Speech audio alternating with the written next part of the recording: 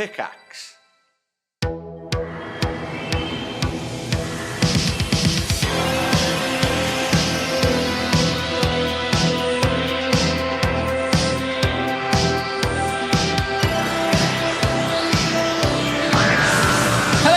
Welcome back to the Review of Death, a Doctor Who podcast and your fortnightly home for Doctor Who news and reviews. I'm Matthew Toffolo. I'm joined, as always, by my good friend, Billy Garrett John. How are you doing, Billy? I'm all right, thank you, mate. I'm doing very well. A nice early start. First time we've done a morning my side and an evening your side for a while. Yeah, it is. It is a special occasion because this is Pickaxe week, and all across Yogscast, social media, Twitch, YouTube, and in fact, right now, if you're listening to it right now, this is being streamed out across the internet around the world. How could I link that to Doctor Who? Votan is beaming this directly into your ear holes. That's a very deep cut reference for people on Twitch at the moment who are probably thinking, who are these people? What's a Votan? What's a Doctor Who? What is a doctor? Well, why don't you tell them, Matt? You are the Yogscast boy. Yes, hello.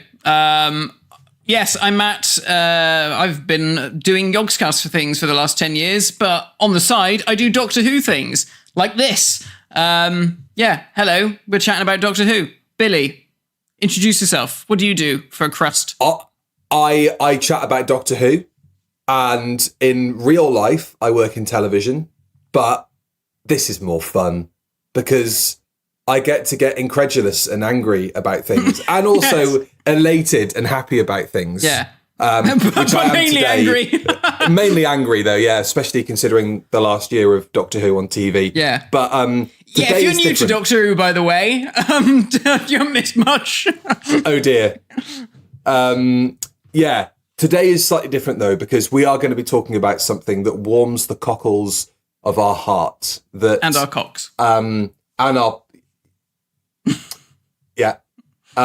it is Spearhead from Space, which is a major first for Doctor Who in so many ways. Not only is it John Pertwee's first ever story as the Doctor, not only is it the first ever Doctor Who story in colour, but I think it could be one of the best Doctor Who stories of all time. God, that's a bold claim. That's a very bold claim, sir. Is it, Matt? Do you not agree with me? I mean, it is incredibly good, I must say. I certainly think it's probably one of the best, if not the best, regeneration opening stories for a Doctor. Watching it the other night, it was just like, this is just, it ticks all the boxes. And really John Pertwee is instantly the Doctor. We kept saying, it's just like, he is just effortlessly that role. And it's so different from Patrick Troughton, and of course so different from William Hartnell. But immediately you're just like, this guy gets it. He knows exactly what he wants to do with the part. Because sometimes you find with actors when they start the role, they're a bit like, I could do a bit of this or maybe do a bit of that. And they maybe take a season to settle. Like Sylvester McCoy, for instance, off the top of my head, his Doctor's far more Chaplin-esque to begin with, and then he settles into it in his second season with the manipulative stuff. But Pertwee, he's just like, I know what I'm doing. I'll do a little bit of comedy, funny stuff at the start because, the situation allows for that.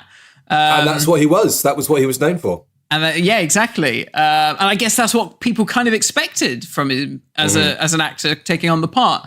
And then he's just like, right, okay, let's get down to business. I'll be serious when I need to be, but still have that twinkly Pertwee charm, which I think I don't want to say he loses it as he goes on, but I think this one, that sort of twinkly Pertwee charm is dialed up to 10.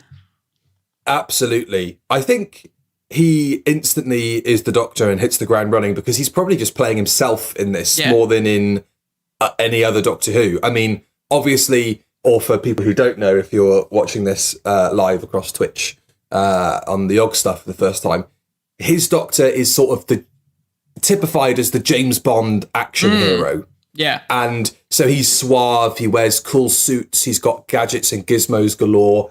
And nice car. A nice car. If it's your sort of thing. If that's your sort of thing, he's got a nice motor. Old Edwardian bangers. Which is so cool and like so Doctor Who as well, you know. Yeah. Like, but funny, he goes from a quirky Edwardian roadster that you need to like crank at the front to get going through to like a fucking flying space car at the end of his tenure. Yes, yeah. Great. Whatever happened to the Whomobile? I mean, obviously we know where it is today. But yeah, it's been rediscovered, hasn't it? And tarted up. Yeah, but I mean, like, whatever happened to it in universe? Is it just at Unit HQ? It must have been left behind. Can we expect it in like the new series on like Unit Tower to just be like stuck on the helipad?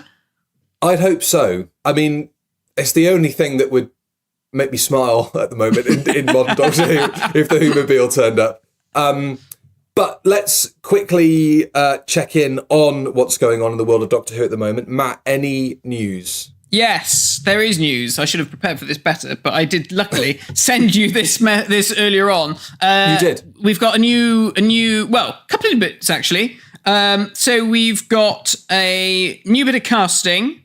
Archie Punjabi is set to play a baddie in Doctor Who. Now, I saw her and I was like, oh, I know her. And I couldn't think of what I saw her in. And I think she's in East is East and she's been in loads of stuff. She's just one of those actresses that has been in absolutely everything. So that's interesting. Who knows? Let the Rani speculation begin here.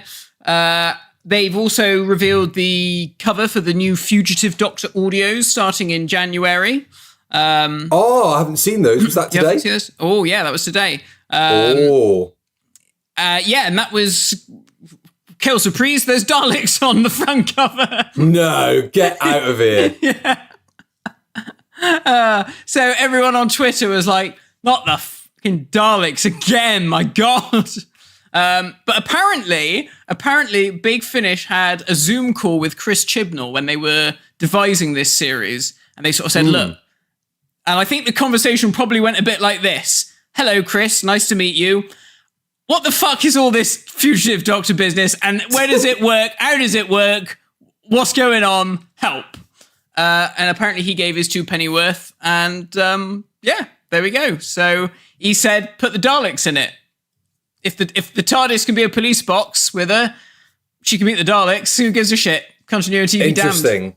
Yeah. Interesting. That'll be really interesting to see how they work that through. Although it'll probably be typical Big Finish of they have the adventure and then everybody gets their mind wiped off screen and forgets that it happened, which is a massive shame. 2025 is shaping up to be a pretty good year for Big Finish for me because I haven't invested in any Big Finish short of stuff that we've done for the podcast over on Patreon. We have a Patreon, by the way.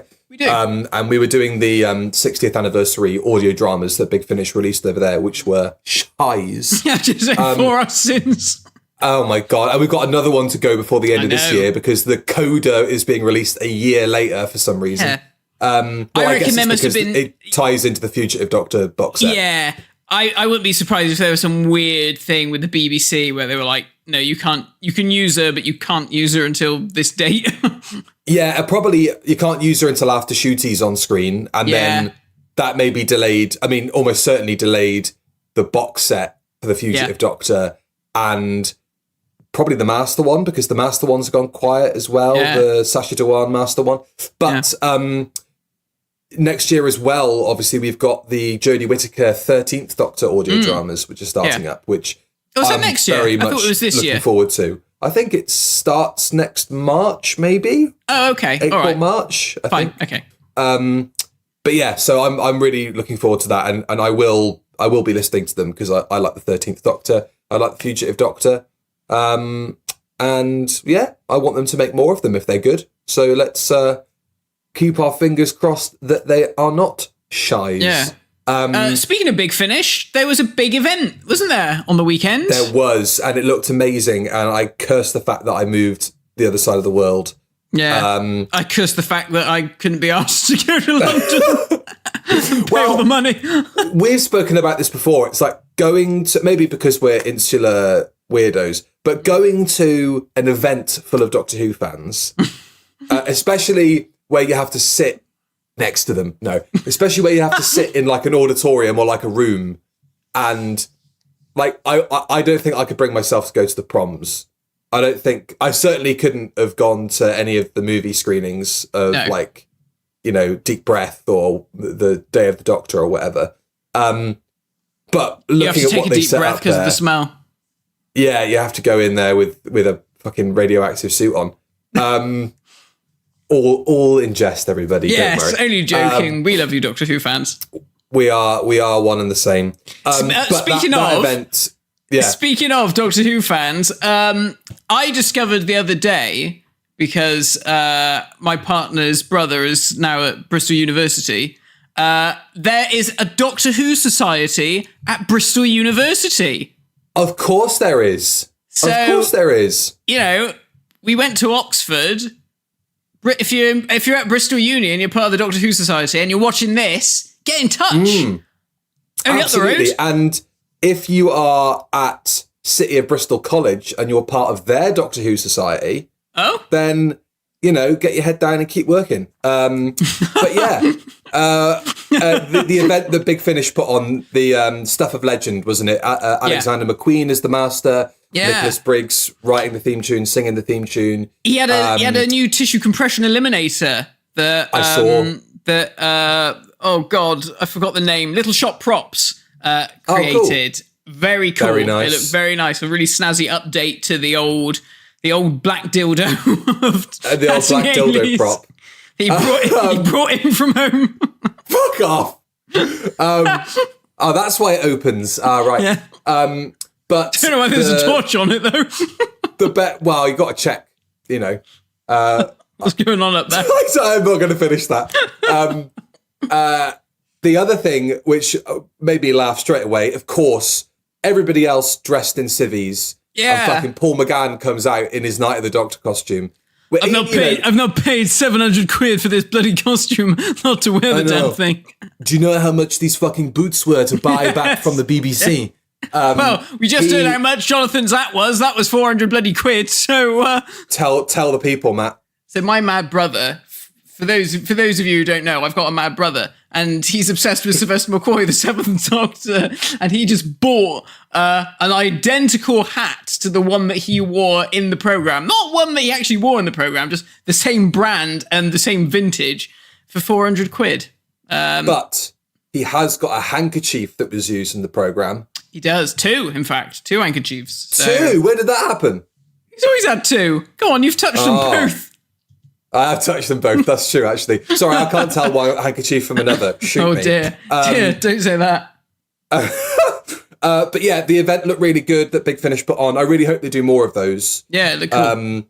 It would be great to see them put on more events. Because I think, you know, for all that we bash modern Doctor Who, not so much the Whoniverse specifically, which is this whole, you know, Marvel Universe thing that they've set up. Yeah. Tying in classic Who, ancillary Who, all the different things on BBC iPlayer. For all that we bash that, I think that these live events are a great addition to that canon.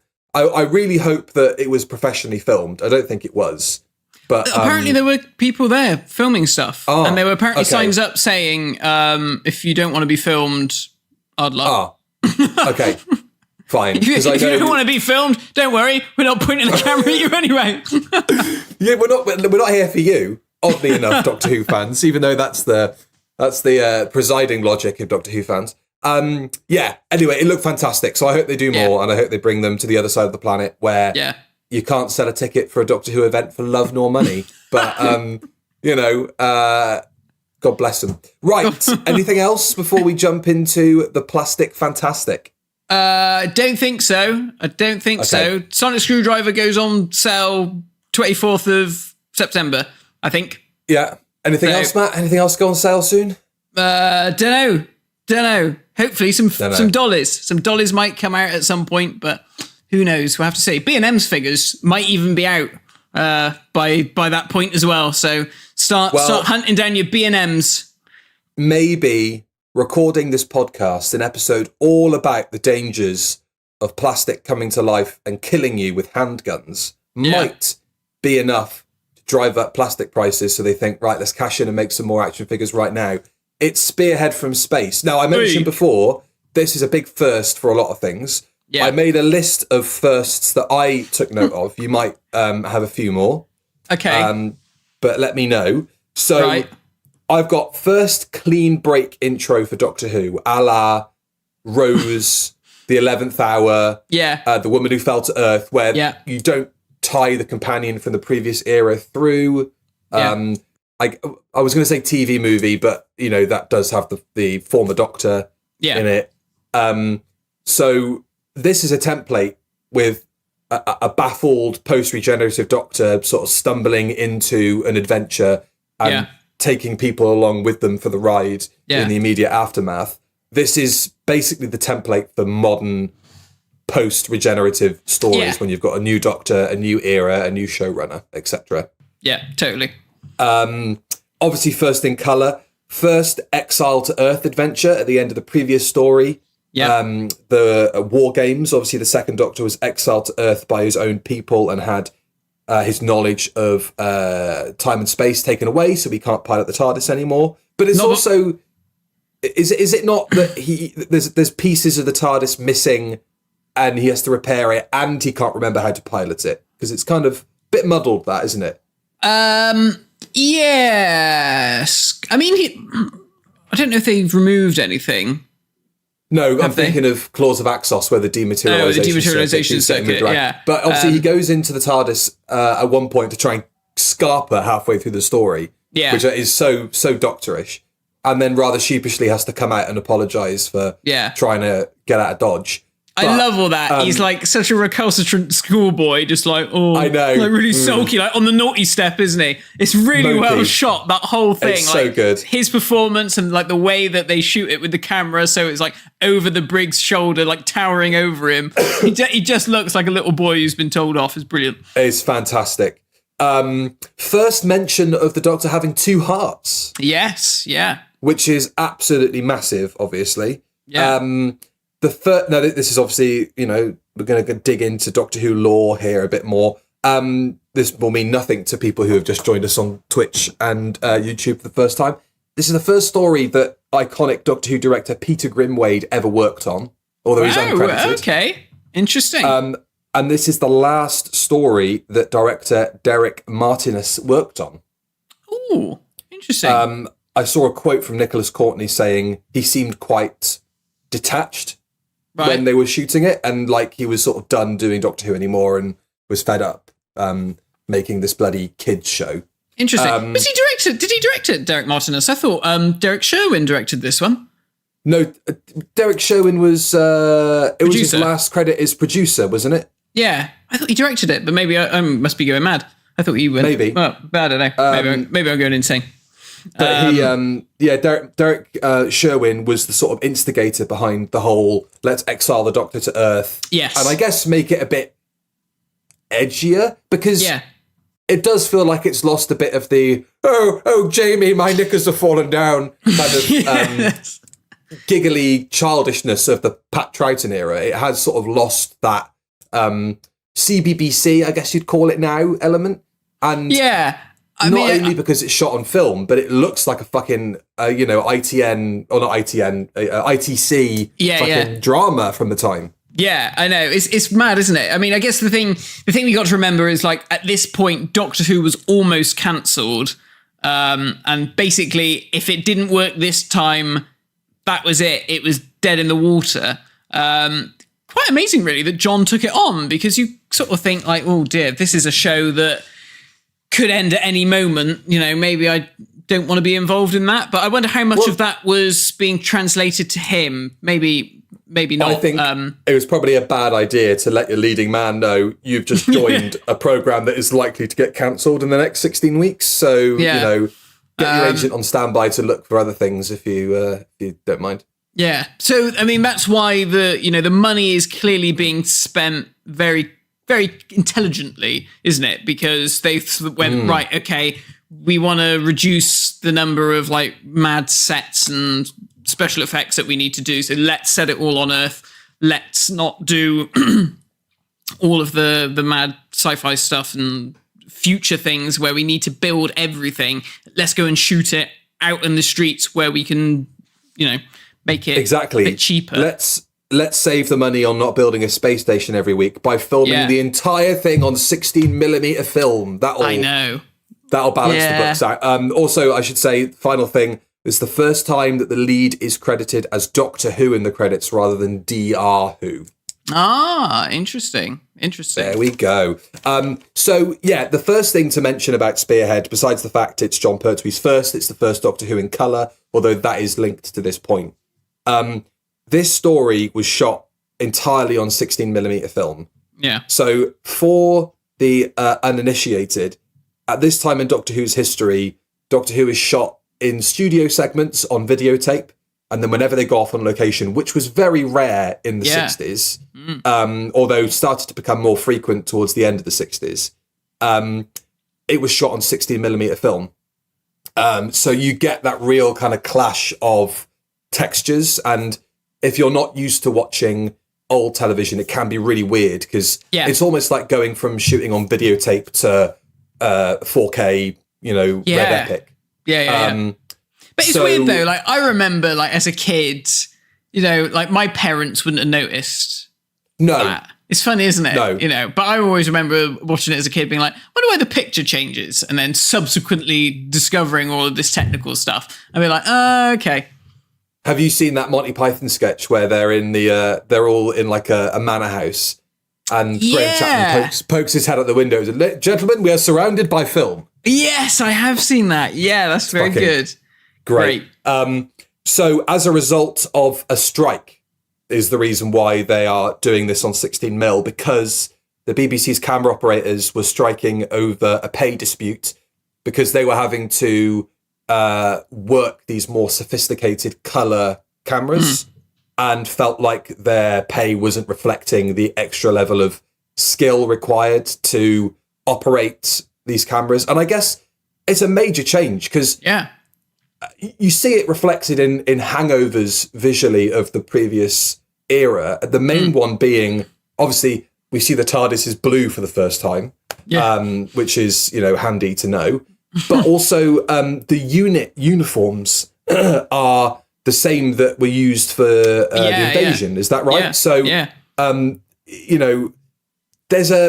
It's weird. There are moments of real pops of colour and real pops of like, whoa, this really is, But then, sadly, because they seem to have shot most of the interior stuff in a fucking underground car park, because the sound is so shit, the colour and the life sort of drains out of like the unit laboratory scenes, anything in the Briggs office, stuff like that. Yeah. I mean, it kind of works. That sort of stuff works in the factory sequences because it feels dirty and dungy and sort of menacing. But yeah, when you go to the lab, it does sort of feel a bit bland. But I mean, all of the stuff in the hospital feels great. And like when they're outside, it's all lovely. Yes. It's just such a shame that they didn't watch this back and go, you know what? This looks really frigging good. Why don't we just do this all the time? And then it's a shame that then after this story, you're straight back into the studio again for Silurians. And it feels dated. Suddenly that like wow factor that this story has, it's like someone's popped the balloon and it's sort of gone, and you're like, I wanted to ask you about that actually. So we mentioned before, or I said, I think this is one of the best Doctor Who stories of all time. As you said, certainly one of the best regeneration stories, or the best regeneration story of all time. Do you think that this story has the goodwill that it has and the well-earned reputation that it has because it's shot on film, because it feels so different? If this was a classic mix of videotape and 16mm, some of those scenes in the unit lab are long and drawn out. And I'll get on to my main issue with this story in a bit, but do you think it would have been regarded as highly if it didn't look so luscious and felt so different?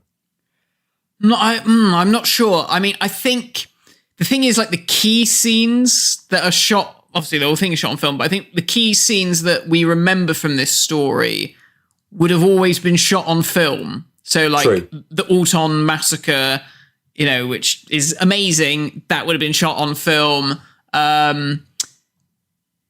So, and the big battle at the end, that would have still been shot on film. So maybe, but I do think that we would have lost something in terms of like those units lab scenes where there's some interesting camera angles there that I don't think you would necessarily be able to achieve in studio.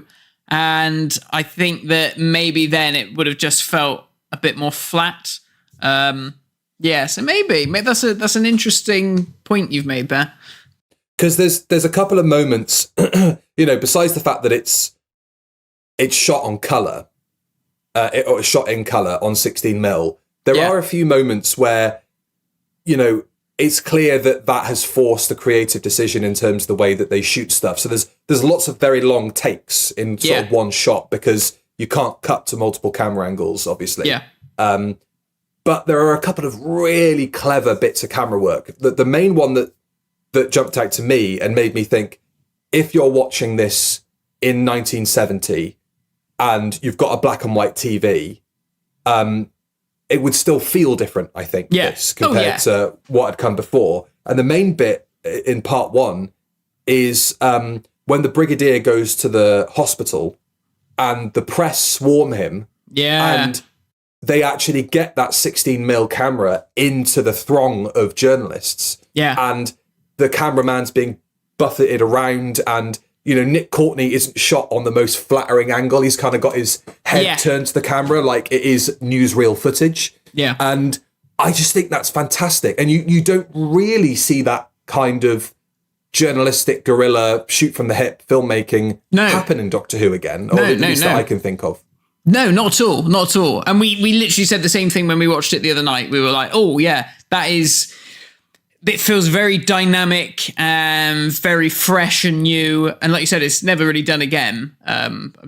Probably in the new series more, but certainly not in classic Doctor Who, I don't think. But I think what this story does so well, and I think it's probably to the detriment to the rest of the season, is that it makes it feel so much like contemporary Earth. And I think stuff like that, just those little things, make it feel like, okay, this is actually happening. Like you said, it's almost like a documentary.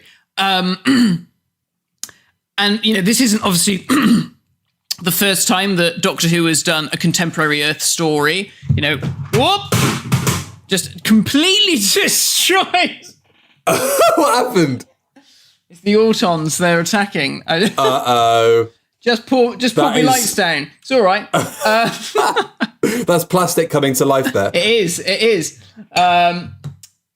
it's not the first time that Doctor Who has done a contemporary Earth story, because we'd had stuff like Evil of the Daleks with Pat Troughton, and of course we had the Invasion, which was really the sort of proper introduction of UNIT for Doctor Who, and those stories never quite feel as of the time or of the moment, I don't think, as this one does.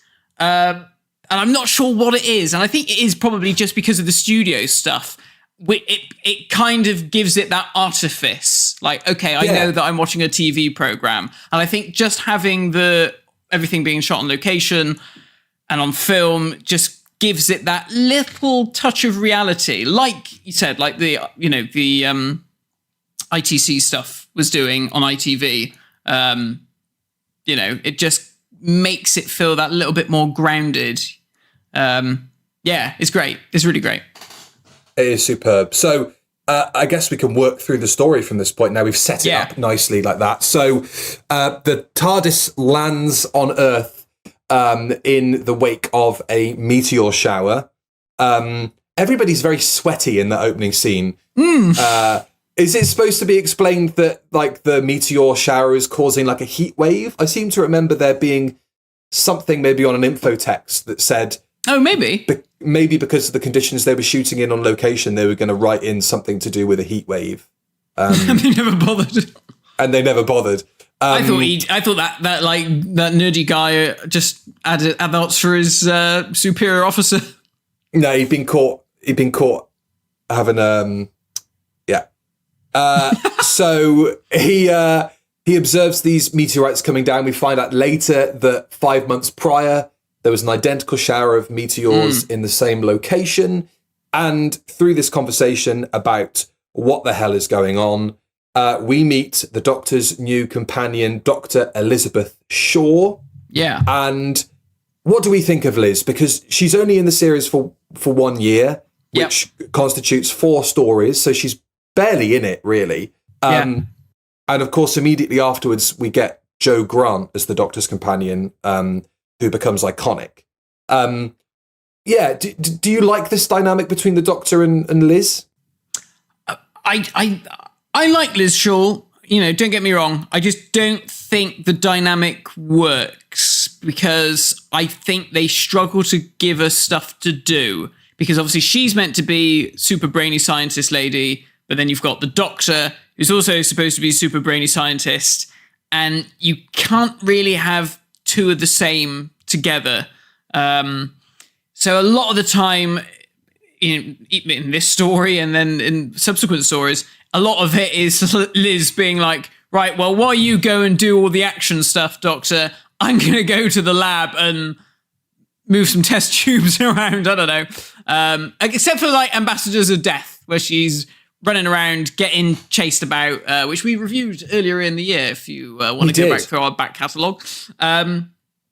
Yeah, I mean, I like Liz. I like Liz in this story in particular. I think in this one, she's got a real edge to her, where she's almost on the brink of hysterics at any given moment because she finds the whole thing so absurd. And I think Caroline John does it so well. There's that whole sequence when she and the Doctor are having the chat and he sort of says about, oh, well, I've got this piece of equipment in the TARDIS, if you can get me the key. And throughout the whole thing, she just looks like she's ready to just burst out laughing at this whole idea of like, yeah, all right, okay, you've had your fun chatting about traveling in time and space in a police box, pull the other one. Yeah, she does it so well. She's such a good actress. It's a shame, really, that we didn't get to see more of her and they weren't able to do something else with her character because she's so good.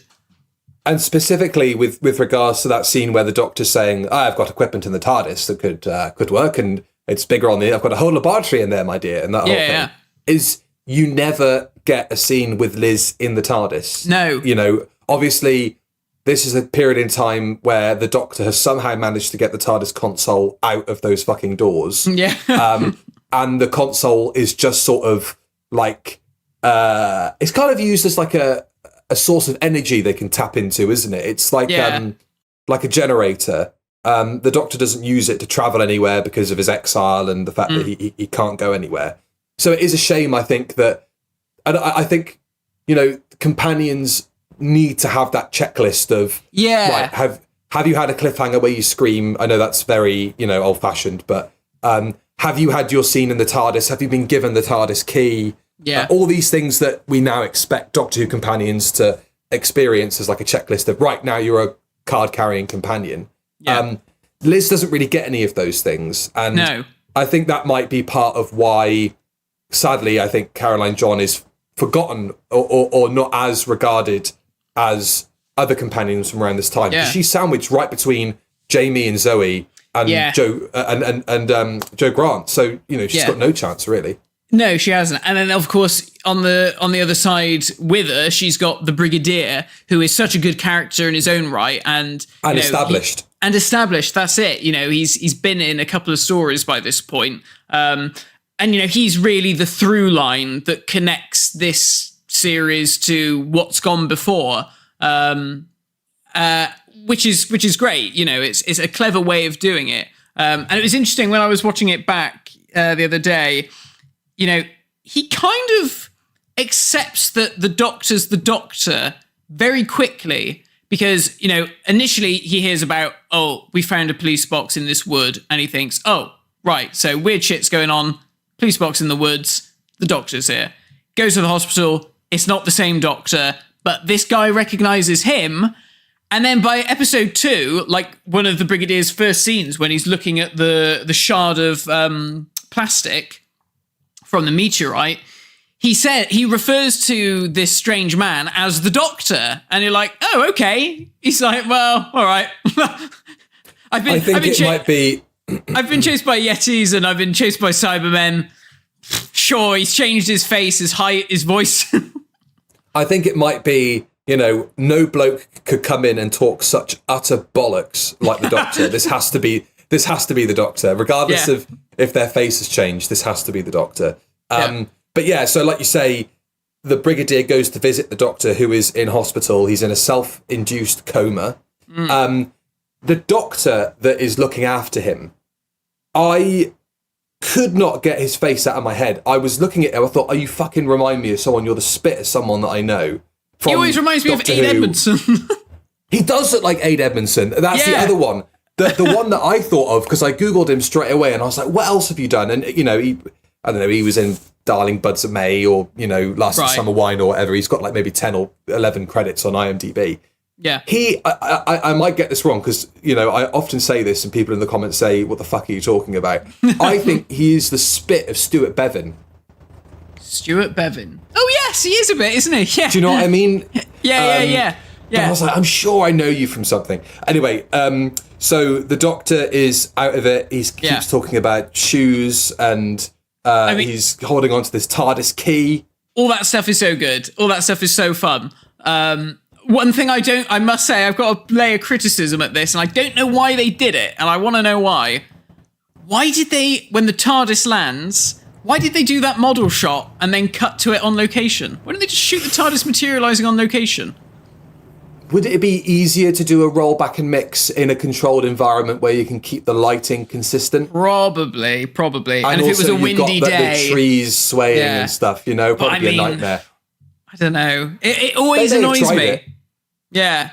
I think if they do a special edition on the Blu-ray, which I think they could do, I don't think it necessarily needs it, but that would be the one thing I think they should do. Sort the TARDIS landing out. And because obviously the model looks so different from the prop, which I know we're used to with classic Doctor Who. I don't know. Always bothered me. I don't know. I was watching this with my fiance and half the time she was looking at her phone. Just want to get that in there. You just want to make sure that I'm a Doctor Who fan and I'm attached. I got a girlfriend. Back of the net. I don't think she would have noticed. And I kind of take her as a barrier for, is this something that normal would run with normal people? I don't think she would have noticed that. Okay. One thing she did notice, though, was in the Doctor's ward, there's a fucking beautiful pink radiator behind him. Yes, there is. Yeah. And when you pull back as he's kind of sitting up in bed, there's a really lovely antique, or I guess maybe not antique at the time, radio. Yeah. And I think they've put that there to cover the pink radiator up because it's so incredulous. It's so conspicuous in the shot. I think they must have gone, God, we need to distract people's eyes from that fucking radiator. They were probably thinking, bloody hell, I know we're shooting this in colour, but come on. Yeah, let's tone it down a little bit. So the Doctor escapes from the hospital. Yes. But only because he is kidnapped by some very shiny-faced looking chinless wonders in lab coats. Question, Matt. Why do they kidnap him? I guess they kidnap him because he arrived at the same time in the same area, so perhaps he knows where the swarm leader has been taken. This is my main problem with this story, which is, and again... And he's an alien, And I guess doesn't Channing know by this point? Hasn't he been listening? So, well, Channing's been at the hospital. Channing is the kind of emissary for the Autons on Earth, pulling all the strings and hypnotizing people and getting superb. Their plans. Such a good actor. He does it so good. Well. Really, I've got really his good. name. His name is Hugh Burden, and he's fantastic. Really good. And he's got that sort of deathly kind of pallor on his face, and he's got this kind of plasticky sheen and red eyes and very creepy looking. He's been at the hospital the whole time and has overheard they've got this weird bloke in who the tests are looking odd and blah, blah, blah. Yeah. But my main problem with this story, and again, I might not have been paying attention enough, even though I've seen this probably 3 dozen times across my life. Yeah. And the rest. And the rest. A lot of what is going on is implied rather than like laid out. So obviously UNIT are there to combat threats from extraterrestrial forces. Yeah.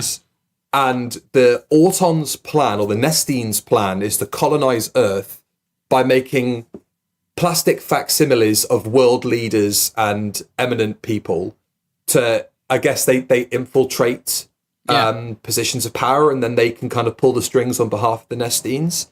But a lot of this plan is inferred. Nobody actually sits down in the UNIT lab and pieces the puzzle together and says, well, General Scobie is responsible for the nuclear weapons. And, none of that is actually laid out. As far as I can tell, it's just, there's a dodgy factory with some weird looking people. And then most of the episode is them trying to figure out what the plastic meteor is made out of, and then trying to convince the army to raid the factory. And that is the story. That's it. Yeah. So it's a waffle-thin plot, but as waffle-thin plots go, it chunks along. So you don't necessarily, you don't necessarily notice there's a lack of putting together the pieces and making a story, making a plot. Yeah, no, you're right. You're right. Speaking of a plot, one of my main takeaways whenever I watch this story is, do you think this was the inspiration for the TV movie? Or at least the start of the TV movie? What, in terms of the Doctor being like incapacitated and in hospital and all that kind of stuff? Yeah, and the two heart stuff and the weird blood and all this kind of stuff. I mean, it's probably one of the only Doctor Who's the Americans would have looked at and gone, well, that looks swell, because it's not being shot in a TV studio and it's really flat. They went, wow, they put some money into this British show. Yes, but like we said before, this is the template, isn't it? Even in the Christmas Invasion, the Doctor is out of it for the majority of the story. The 11th Hour, a lot of that takes place in a hospital. He gets his clothes from the hospital, doesn't he? Yeah, exactly. And you get all that great stuff with John, like looking in the mirror and moving his face around, and Planet Delphon, where they communicate with their eyebrows and all that sort of stuff.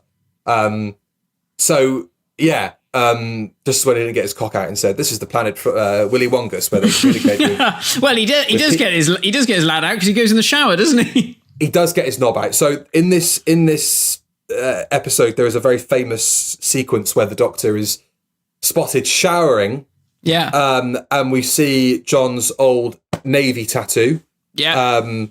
Which is so classic, isn't it? It's so faded and it's been done so bad. It's obviously been done by some bloke in his bunk when he was on a fucking battleship, probably while it was sinking.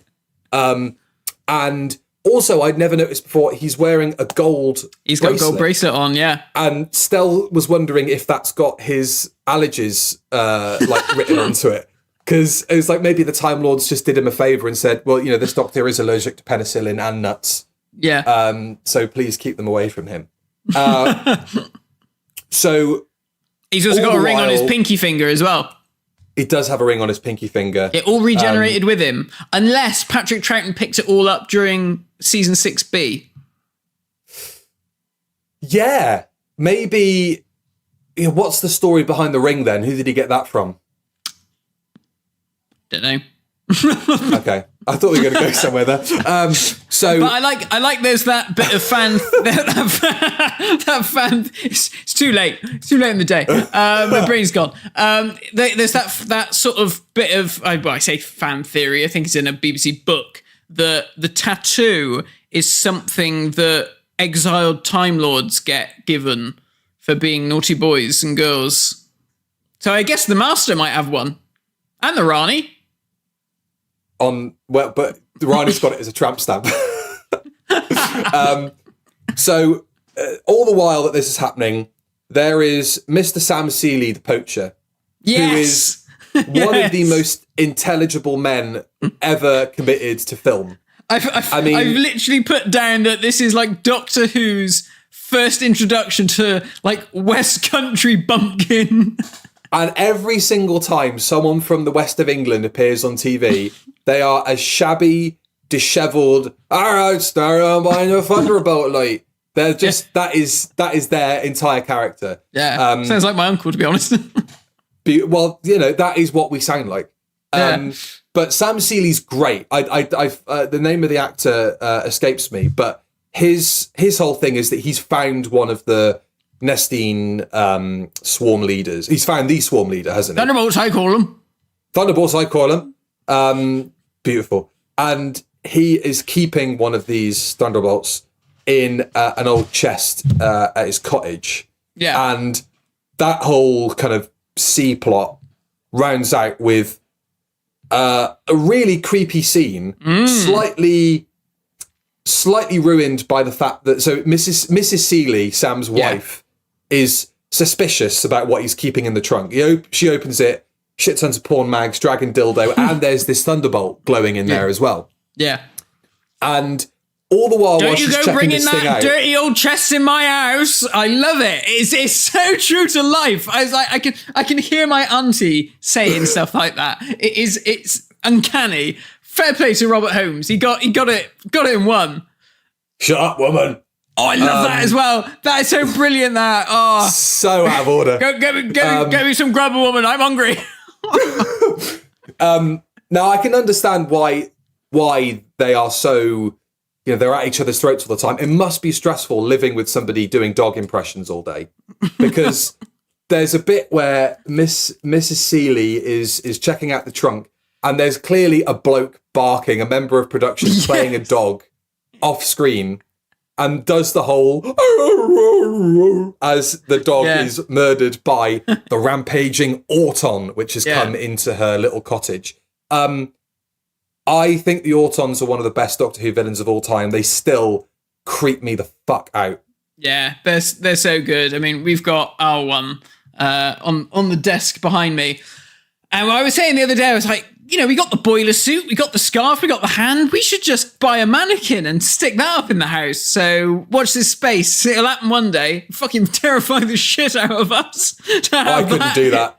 I could just about handle a Cyberman in the corner of the room and a Dalek. I don't think I could do an Auton, because in theory, it could fucking jump off the podium and start walking around. It could, yeah.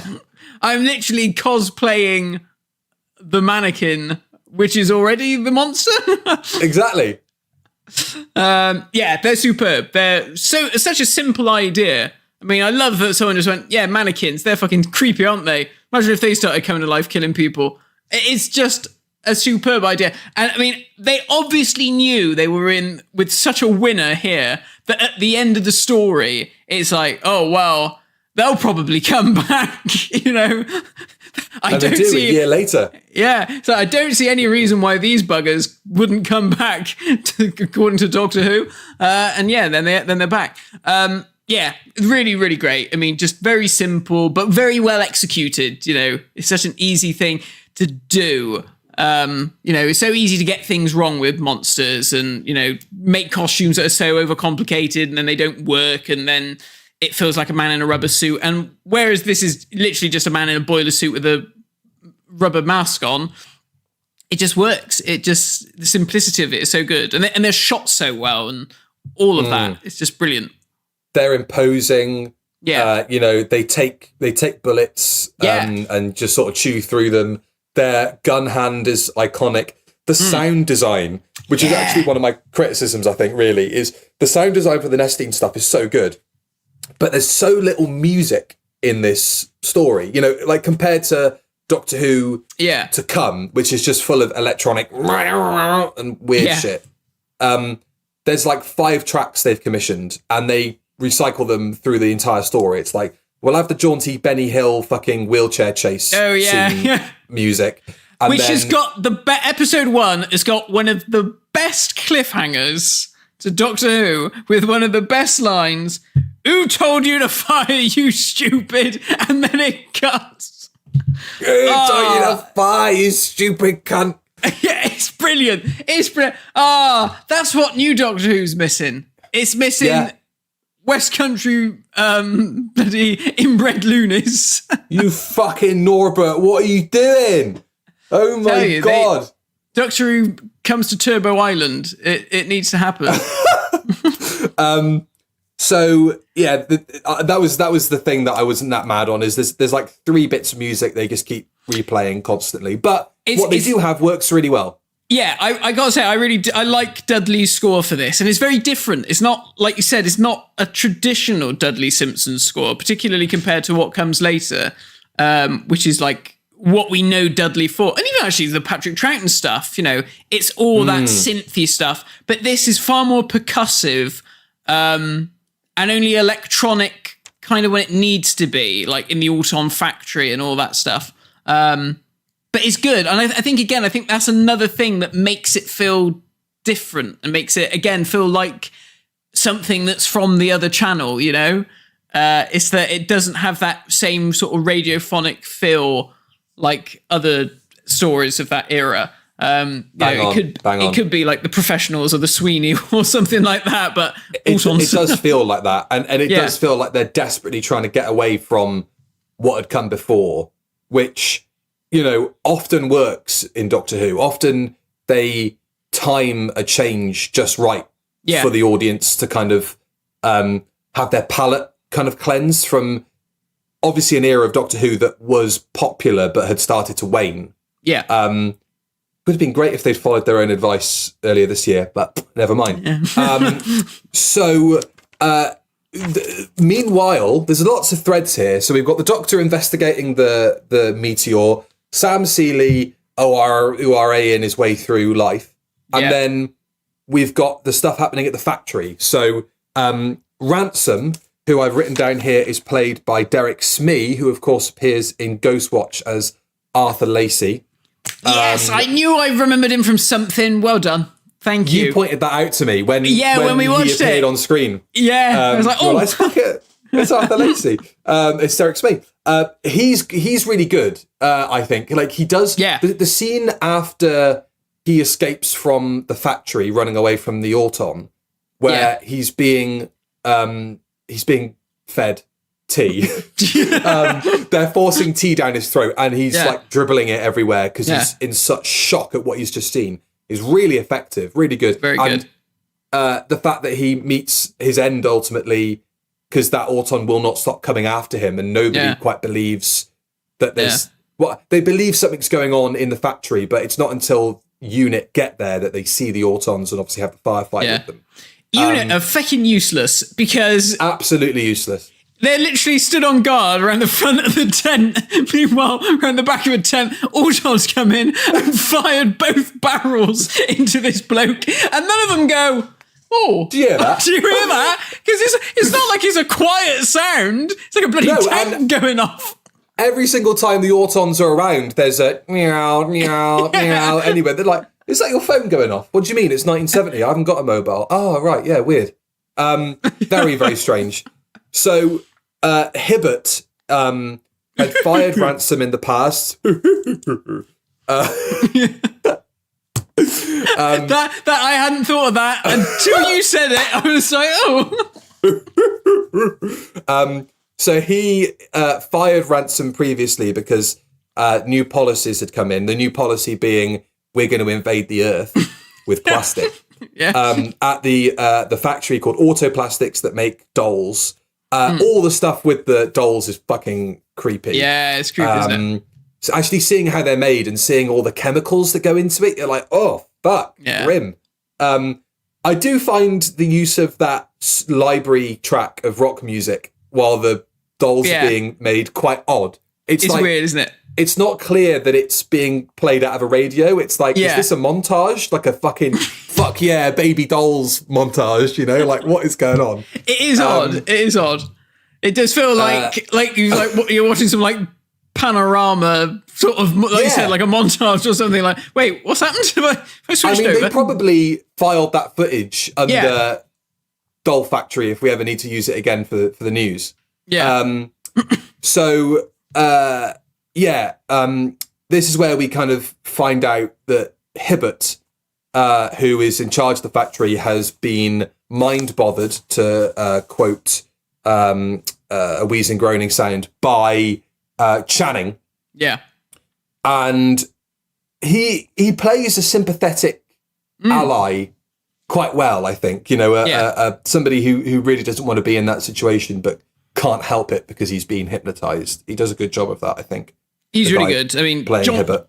John Woodnutt is a great actor. Obviously, he comes back playing the Duke of Forgill in Terror of the Zygons, and he's also in Keeper of Traken.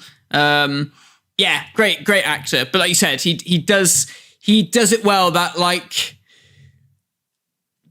feeling that he's always sort of kind of struggling to break away, but just can't quite manage it. And I love those scenes when Channing is again, how it's shot is really cool. That sort of weird distorted lens, almost like the camera is in the screen that they're looking at. When he's doing the whole recall thing, and Hibbert looks at him with he's so frightened of him, this guy's off his fucking tits. He does it so well. It's really, really well done. And they have enlisted General Scobie. Yeah. Who they're going to make he's very happy because he's going to have a wax model made of him and put up at Madame Tussauds. Then they go to the actual Madame Tussauds. That is the real Madame Tussauds. Sadly, the Ncuti Gatwa model had been moved that day, so we don't see it on camera. And the Jodie Whittaker one, and the Tom Baker one. And the Jodie Whittaker, which is probably on a heap somewhere. And the Meglos we have all of the Megalos Tom. Oh. Would you like that in the corner of your room? Why not? Everything else. Don't stand near him, he'll prick you. So all of these world leaders are there. And again, this sort of adds to my slight confusion about what the fuck the plan is. Because obviously there are some world leaders there that are recognisable. I'm sure it's maybe no, this is the wrong era, but there's a British politician there that I kind of recognise with the moustache and Mahatma Gandhi's there, and all I can ever think of is Red Dwarf on Waxworld. I thought Gandhi was going to come to life and start blasting people to death. Yeah. Do you think that Doug Naylor and Rob Grant had just watched this Doctor Who and was like, you know what would have been hilarious is if Mahatma Gandhi came to life and started blowing holes out of people. I wouldn't put it past them because they were big sci-fi nuts. I mean, they seem to not reference or particularly like Doctor Who because all of their references seem to come from, literary science fiction and Star Trek and all that sort of stuff. But you never know. So the Doctor figures out that the Scobie in Madame Tussauds is the real Scobie. Yeah, this is where and Jonathan mentioned this when we watched it the other night. It's this is what I don't understand. Why do they put the real one in Madame Tussauds? What's the point? Don't know. Don't get it. I just don't get it. Why don't they just replicate him? He doesn't need to be in there. They just say, he's not finished yet. We've not been able to put him on display. And there's a scene later where Hibbert and Channing go to Madame Tussauds and the Doctor and Liz are hiding in there. Yeah. And Stell was they're going to cut to a shot of someone's shoes behind the curtain and they're going to be well, you're obviously hiding, Yeah. And the Channing can sense that there's an alien presence there. And Hibbert goes, oh, well, it's probably Scobie because the real life Scobie is there. And the inference there is that is the only human in the building. But then later on, when the Doctor blasts the facsimile Scobie at the factory, which somehow then wakes up everybody and solves everything. Yeah. All of the other people come to life in Madame Tussauds, so he wasn't the only human in there. Yeah. I don't know. I don't know. That bit always feels like it's a bit of a model. It feels like there was a thought of like, well, if you're going to do facsimiles of human beings and waxworks or, plastic dummies coming to life, you kind of want that to happen as well. And it's almost like it's a plot line that probably doesn't need to be there. But they probably thought, well, we're able to film there. I also really like the fact that you get to see that guy turn the lights off behind the curtain. Yeah. And I often think, I wonder if any kids saw that and were like, I'm going to Madame Tussauds next week, I'm going to turn the bloody lights off in that place. I hope they did.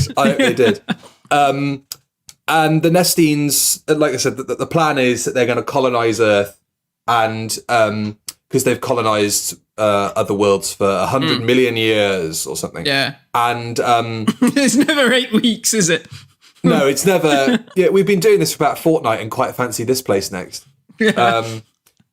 Then we have one of the most iconic moments in Doctor Who, which is obviously the Auton massacre. And again, they kind of mentioned that this is happening all over the world. These shopping attacks. I would like to have seen that. I would like to. I don't know how we're gonna how that would be rendered necessarily, but maybe I don't know. You could dress one of the Autons up in like a kind of, like a wide collared shirt and slacks or something, and say, "Oh yeah, they're in the States," like a bad toupee, and just blasting fat people on the street, outside of McDonald's. That would have worked. It's a shame that we don't get the money shot of the windows smashing and the Autons actually breaking through the glass of the shop front. And it seemed like that was something that they lamented not getting. So Russell made it when he came to do Rose that they were going to get the shot of smashing out of the storefronts. And, that's also a fantastic scene, that as well, in Rose. But it's funny, isn't it? Like, as a kid, I'd never sort of noticed that until it was pointed out years later. I'd never really, you always just think, oh yeah, you see him smash through the window. But you don't. And then it was like, oh yeah. But I mean, I don't think it's very clever. It's cleverly done. But that whole sequence is phenomenal. And the extras are great. They really sell it. That guy who gets shot and then does a cartwheel down the road. He's beautiful work. Fantastic. My nephew loves that guy. One of Doctor Who's better deaths, I gotta say. It is. I always think when it cuts to that woman screaming, obviously they've put some wild track of woman screaming underneath her. But in my head, it always cuts to that shot of the woman peeing herself from threads. So I think somebody should edit that scene to be a bit longer. She just immediately relieves herself upon seeing an Auton. The Doctor and Unit go to the factory. The Doctor uses a fucking firecracker to blast open the door.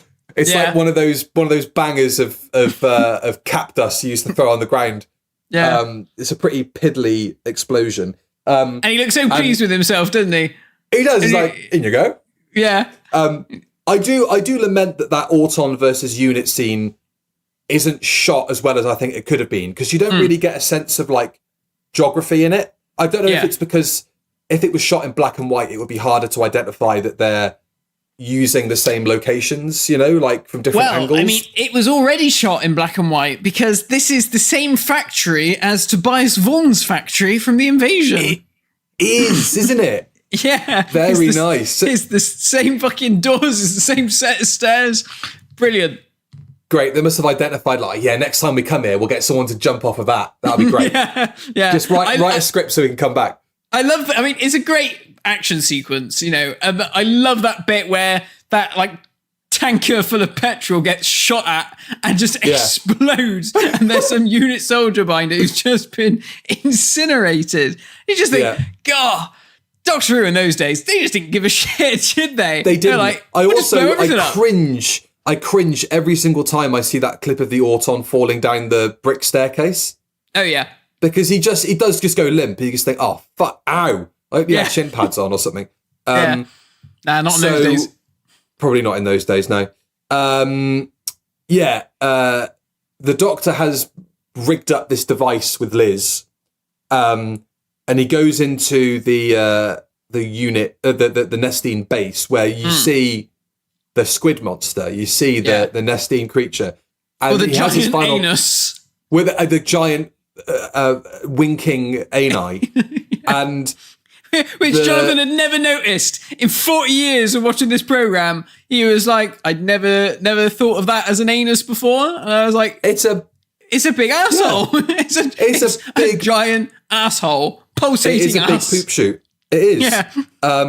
And I love the bit where the Doctor he's chatting with Channing, and Channing goes, "This creature is perfectly adapted to survive and take over this world." It's like, it's fucking fried calamari the second it gets out of that box. Yeah. It's not going to survive on this planet. I love that. That is so ridiculous. So the Doctor uses the device does he deal with Channing first, or yes, deals with Channing first. Yes, he does. Yeah, can't remember. And then has a fight in reverse with this squid thing. Yeah, and there is some prime Pertwee gurning in this. He hits the ground running with the gurning, doesn't he? Yeah. He's that's what he's known for, and he does it well here. That was the one thing we sort of said. It was like, oh, it's a shame that the Nestine doesn't quite work as a monster, because it is just, some men wangling some bits of rubbery tentacles around, and Pertwee just going, yeah, and like chewing on it, chewing the scenery. He's probably going like, I haven't had a feed yet. I will, I don't mind squid. And Liz has got the gadget, which it's not working, but as soon as she unplugs it, then plugs it back in again, it does start working. And then you see, then the Nestine creature is done with. Yeah. And, Channing's lying on the floor with toothpaste coming out of his mouth. He was an Auton all along. Great. He was an Auton all along. I do like the two pans down to the floor that you get with General Scobie and with Channing, where you see the Auton face. Because like their uniform in this with the boiler suit is creepy, but then they've got these fucking silver platform boots. They're very chic. It's like, it's a sci-fi show, isn't it, this? Silver boots. Yeah, silver boots. Also, there's a couple of moments where, specifically in the forest, they've obviously asked the Auton actor to trudge through some stinging nettles, and he's holding his hands up like that. It's fucking Auton mincing through the woods. And there's a couple of bits where, and two scenes in particular that are really nice, where you pan down the lineup of shop window dummies in the factory, and you don't know which one of them's going to move, and then suddenly one of them steps off. But they've done a good job asking him to kind of splay his hands out like a model. Yeah. Can you just do a camp hand, please? Let's do a camp hand here, and that works really well. That's a great sequence. That is a great cliffhanger. When it steps off the podium Ransom's from the lineup on his own. Yeah, that's really good. There are all the cliffhangers in this are really good. Yes. Because then, of course, there's General Scobie with what I imagine at the time was quite a technical split screen wipe. Yeah. Because Scobie's in the foreground. He's on the phone to the brig, and he says, "Oh, well, that sounds terrible. Thoroughly nice chaps at the plastic factory, but if you think something dodgy is going on there, I'll give you all the resources you need. I'll come and see you now." And I think, great, we're going to raid the factory, and then somebody knocks at the door. And he opens the door, and it's himself there. Yeah. Is it himself or is it himself? It's yourself. It's myself there. And he comes in and menaces him, and that's the cliffhanger to part 3, which is also really good. Yeah. But then it all wraps up, and the Doctor is back at the unit lab. Cup of tea in hand. Cup of tea in hand. Well, of course, you've got to come down from it somehow. The Doctor's not going to say, Brig, have you got some doobies lying around? I'm rather stressed. And he discusses terms to stay on with units. Yeah. My dear chap, I don't want money. I can't imagine that he would have been paid an awful lot. It's a civil service job, you know? And again, it's lovely the way he's just sort of throw away. I don't need any of that nonsense. I don't need any of that money stuff. But I would like that car that I nicked. Yeah. And also, can I keep this dead guy's clothes? Because the doctor, when he has his shower, he goes into a room at the hospital And there's obviously a Dracula impersonator that's in there to have his gallbladder removed or something. And so he nicks his fucking Dracula cloak and frilly shirt. And that's that. The doctor says, look, I want to stick around. I want to hang out with this lovely lady here. I want that car. And I'll happily, He's living the life of Riley, isn't he? He's loving it. He's thought, fucking hell, I landed on my feet here, considering I just spent, about 2 days ago, I was falling out of the sky from Gallifrey. Yeah. This is all right. And that's it. I mean, what a fucking great episode of Doctor Who. What an amazing start for John Pertwee. Yeah. Fantastic. You couldn't have hoped for a better story, really. It's just brilliant. And I mean, the funny thing is, obviously, this is Robert Holmes's third story for Doctor Who. And his track record by this point hasn't been great. He gave us the Crotons. Yeah, he gave us the Crotons, he gave us the Space Pirates, and then suddenly he comes out with this humdinger, and they're like, wow, this guy knows how to write a Doctor Who. And the rest, as they say, is history. But yeah, cracking story, absolutely cracking, and it whips along really. I think pacing wise, it really does. Yeah, I mean, I was watching this on Plex. Shout out G-Man Pantho, and I was looking at the running time because it was split into parts on one part of the server, and then there was a what I thought was an omnibus version of it because it ran to an hour 38. And I thought, oh fuck yeah, I'll watch a cut down version. But that was the length of the story, and it fucking rocketed by. I thought it was way longer than that. It really, really, obviously, it has the pace of old television and 70s television and classic Doctor Who. But and I think as well that the lack of a soundscape and the lack of music maybe elongates some of those scenes, especially in the unit lab. I feel like you could cut half the stuff that happens at unit out of the story, and you'd be none the wiser, and it would probably be a bit pacier.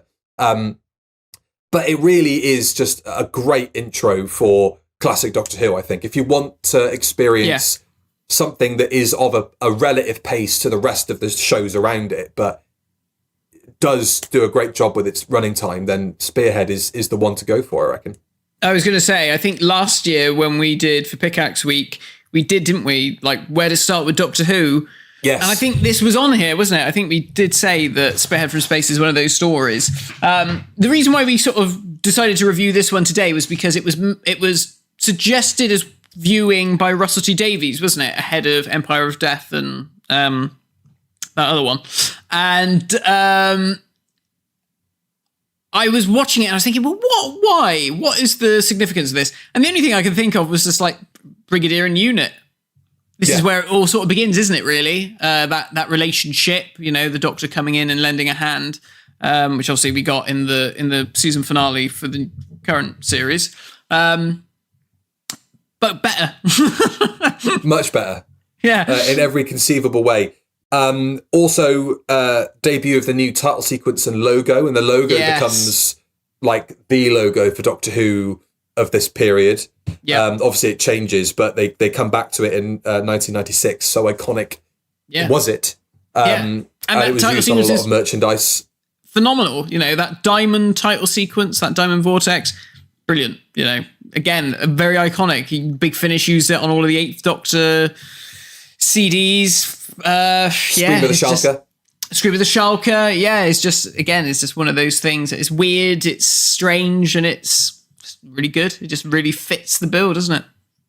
Let's have a look and see what people thought on Twitter. Jack D. Evans. Hello, Jack. Quintessential viewing. Absolute best post-regen story ever made. Perfect if you've never seen Doctor Who before. This is one of the first classic stories I ever saw, and the Autons still creep me out. I got the VHS tape as an Easter present.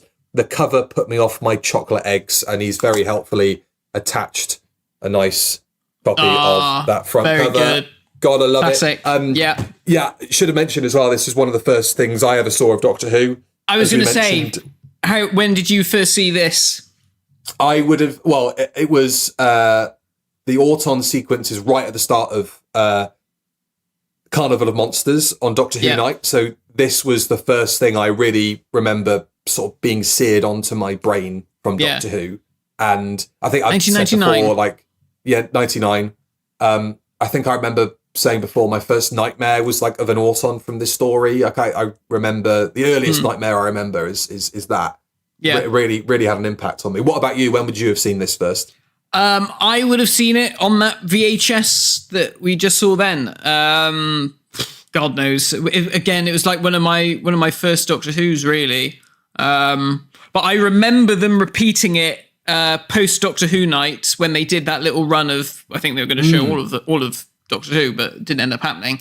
But I remember them showing Spearhead from Space and watching it on BBC Two, which was kind of a thrill, sort of seeing Doctor Who being shown on TV, even though I would have been... Hang on. No, hang on. Work it out. What would I have been? Shave a couple of years off if you want. Yeah, I would have probably been about 7 or something at the time. Wow. Yeah, so that was really exciting to see it on TV. And, I remember being round my friend Mike Lewis's house, and episode 3 was on the telly, and we watched it whilst we had our dinner.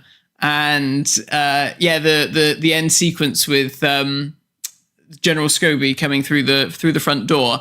And then I remember being round my other mate's house, Liam Bowen, shout out to him and his dad, who was a huge Doctor Who fan. I wish I was still in contact with him, because I'd be like, come round here for a cup of tea. You're going to love all this shit that we got in this house. £5 entry. £5 entry, yeah. And we watched Doctor Who and the Silurians around his house. Brilliant. Yeah, great days, eh? Great days. Great days. Jax on Twitter, it's a perfect starting point for new fans watching Classic Who, and brilliantly opens one of the strongest seasons in all its history. This sets up a strong foundation for the Doctor's exile, bringing nightmare to the normal and fear from the familiar at its most effective. Omages, one of 2 good stories in season 7. I would assume, that's wrong, but I would assume they're talking about Spearhead and Inferno, I would imagine. I guess. Silurians is fantastic, and Ambassadors is really good. Yeah. What the fuck? Lord Emperor Christian, one of the first Doctor Who stories I ever watched, and I still love it. It remains one of my favourites, still the Auton's best appearance in the show. I should also say, this tends to always be pushed as even by the BBC as first Doctor Who story to watch for the uninitiated, because they put it out on DVD with free newspapers. It's been repackaged and re-released tons of times on VHS, DVD multiple times, Blu-ray multiple times. So it's difficult to not find a copy of this out there somewhere if you do want to watch it. Last couple, James K348. Everything being on film makes it so much better. I've seen upscales that make it look like it was filmed yesterday, and the story is brilliant too. Quite violent in places. John, Nick and Caroline are instantly amazing. And finally, Brony Dan, the best that Classic Who has ever looked. I genuinely do feel that this is the true start to Doctor Who's golden age. From here till season 14 is just pure gold television. Yeah, that's it, isn't it, really? It's not wrong. Not wrong. Not wrong at all. Except for Monster of Peladon. Except for Monster of Peladon. We'll ignore a couple. I'll stick the Time Monster in there as well. I'm not too fond of that. I was going to say, and that. But hey, two missteps out of however many years. That's not bad. 6 or 7 years. No. These days, you'd be lucky if you get one good episode in a season of... You're lucky if you don't watch Doctor Who and vomit blood these days, frankly. That's just the way it is. I don't think I had any other notes. I think the only thing was finding out that the production team, when they got to the hospital, saw that shower and went, we can't not use that. It looks great. And apparently that's why it's in the story. It's just crowbarred in. Amazing. Which, if you're going to crowbar naked John Pertwee into anything, that's a good reason to do it, I suppose. Yeah. So that's that, Matt. That is Spearhead from Space. Thank you to everybody who has stuck with us watching this live or as live on Twitch and YouTube. Thanks, Yogscast, for hosting us. Thank you very much. We are available in all the usual places, aren't we? And we should say, before we say what we're coming to next time, we have a Patreon where we upload lots of extra cool bonus bits. Last week, Matt and the aforementioned Johnny did a commentary of Search Out Space, which baffled, bemused, and angered them to equal measure. I can only apologise for making you guys watch that. But there's loads of other things on there that you can check out. Good job you're not in this country. We'd come and break your legs. Fucking knock my head together. Anything else, Matt, before we preview next time? No, not really. Just, this was very good. This was a nice palate cleanser. What's next? Next time, you're not going to shit down my throat again, are you? I might shit down your throat. We are what a fucking horrible term. We are going to look at one of the stories that this directly influenced, in that it's a clean break, it's set on Earth, and features a brand new Doctor wearing... I know what you're going to say. a outfit that is not dissimilar to John Pertwee's in this story. It has been, God knows how many years. I think it's 7 years. Long enough. Since the debut of the 13th Doctor, Jodie Whittaker, on TV. So we are going back to watch her inaugural story, The Woman Who Fell to Earth. That is next on the Review of Death. 2 post-regen stories in a row, setting up a bit of a theme here. We had Deep Breath a couple of weeks ago with Peter Capaldi as well. So we're doing all the heavy hitters, but don't worry, we'll get back to the shit one soon. Oh, God. Right, well, got that to look forward to. What was that, 2018? It was, wasn't it? Yeah. 2018, yeah. 2018, my God. Not a particularly good year for me, but... no. Same for me, that was pretty shit as well. yeah. And then this happened, so... yeah, good. Okay, well, we got that to look forward to. Probably this is the first Jodie Whittaker Doctor Who story I'll have watched since Power of the Doctor. And it's the first time we've revisited the Whittaker era that wasn't an episode that was going out at the time, because the first new series we reviewed as part of this version of the podcast was Flux, which was her last season.